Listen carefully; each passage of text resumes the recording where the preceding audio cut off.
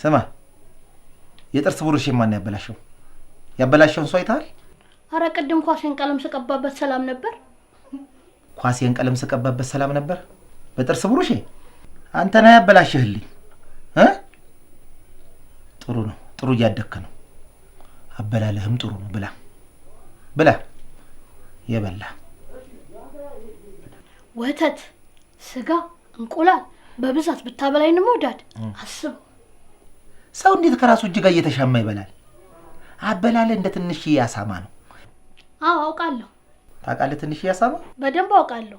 የትልቅ ያሳማ ልጅ ማለት አይደል? እኔ አሳማ? አንተ ልጅ ቡዳ፣ እኔ ነኝ አሳማ የምመስለው? እንዴት ዋላችሁ? እንዴት ዋልሽ? ይሄ ልጅ ዱዳ የሆነ ልጅ እንደ ሁሉ ነገሩ ባንቺ ነው የወጣው።